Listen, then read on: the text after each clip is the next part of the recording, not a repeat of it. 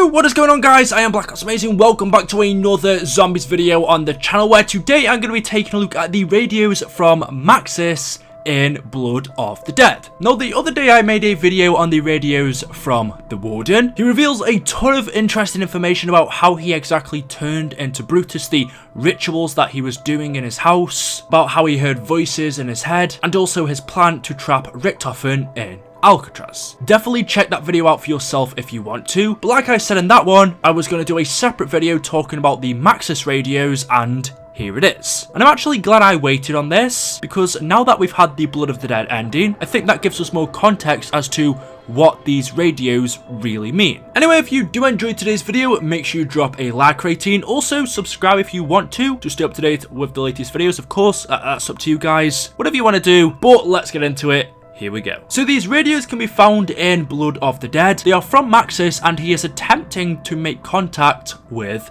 RICHTOFEN. I'm going to let you listen to them, and then I'll come back and explain them after. Enjoy. RICHTOFEN, are you there? RICHTOFEN, most incredible. The blood, it does far more than its dimension of origin. As though the paradox factor wasn't enough. If my observation, the blood itself is the paradox. We know the body is changed at the cellular level crucial to element 115, resulting in side effects ranging from memory and death. But the moment a body steps through a portal, 115, different reaction. The blood, indeed all tissues, appear to mutate and then stabilize, then exposed to alternate space-time realities. And while delusions and memory are factors, the blood is imbued with etheric energy. Herr Doctor, they searched for since the very beginning. Your blood might not only save you, Edward, change everything. I only hope to survive long enough to harness it. RICHTOFEN, come in, RICHTOFEN. Edward, are you receiving me? Wherever you have gone, it appears to be our connection through the ether. How this is possible, I do not know, but you lose two things for certain. First, the interference cannot be naturally occurring phenomenon. The energy required is to be too great and complex. And second, if not natural, then someone very powerful moves against you, companions. I pray it's already too late. Everything depends on summoning key. Without it, and without the souls you promised, vision will never come to pass. And will prevail. As for the blood, I have come to believe that your hypothesis, a revelation. I will continue the work, but RICHTOFEN, what you can to boost the signal. If you have the means, antenna array would like this. Stay alive, RICHTOFEN. Keep them safe. With any luck, you will see again soon. There we are. There we are. Can't get this almost there. There we are! Who would have thought that erythrocytes would ever be used as a trans-dimensional conduit? Yes, greetings, Herr Doctor. I have managed to use part of your sample to boost the signal of my transmissions. However, I have yet to receive any reply from your end. I pray that I am not too late. New findings have come to light. Yes, the moment one travels through a portal powered by element 115, their blood is changed. The evidence is conclusive. Today, I have discovered that the effect is actually cumulative. The more one travels through the ether, the more they absorb into their bodies.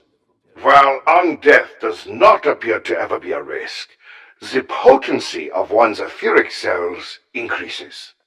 The blood of the prisoners you sampled and that of your now frozen compatriots contained trace but significant amounts. But your blood, Edvard, you have traveled through countless realities of space and time.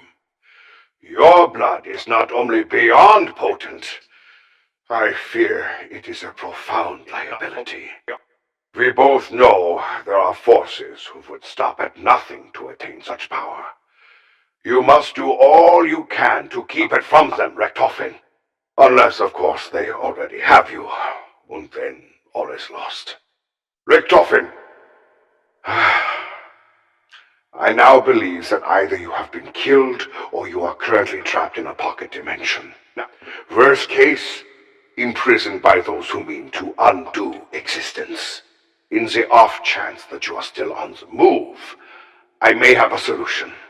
The power of your blood could theoretically be used to open a portal and escape your present reality.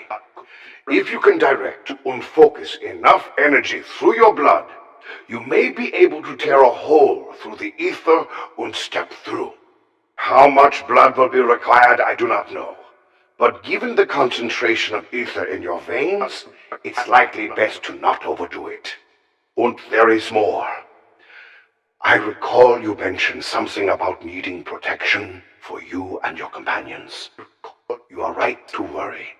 The blood vials alone preserve aspects of other dimensions, yes. But if you were to ingest them, combine their ether with your own, that would be a formidable insurance policy. Toffen, I must be brief. Others may now be listening. He has ears everywhere these days. The forces keeping you in that dimension know too much about your nature, and it is clear to me now that their power is too great to leave unchecked. Total dimensional collapse is the only option. This is the only way they will stop hunting you long enough for you to complete your mission. By now I have deduced that you must be trapped in the Alcatraz pocket dimension. Do not be disappointed. The location of your secret lab remains a secret to most, just not me. I also know about the backup plan you have stashed away. If I may be so bold, I would recommend using it and eliminate the threat of Alcatraz for good. I can do no more from here. Best of luck, Edvard. I know you will not fail. So at first, Maxis is struggling to make contact with Richtofen. He doesn't exactly know of his location, he doesn't know where he's gone to. All he knows is that they came up with a plan. However, at some point, Richtofen stopped making contact with him. Maxis is trying to communicate with Richtofen, however, as we see, there is an issue. Due to Richtofen being in Alcatraz in a pocket dimension, the connection through the ether is disrupted, and so it's hard at first for Maxis to communicate, that is at least until he fixes the signal issues. But Maxis basically tells Richtofen that the blood is the paradox. All this time it was the blood that was the main contributing factor to the cycle continuing. If we look at the end of Revelations, all this time the blood was the main factor for the cycle continuing. Obviously we know it was also down to Dr. Monty and other things, but the blood was a massive part of this. If Richtofen and the crew never got the blood vials as an insurance policy, they wouldn't have gone on to live at the end of Revelations. They would have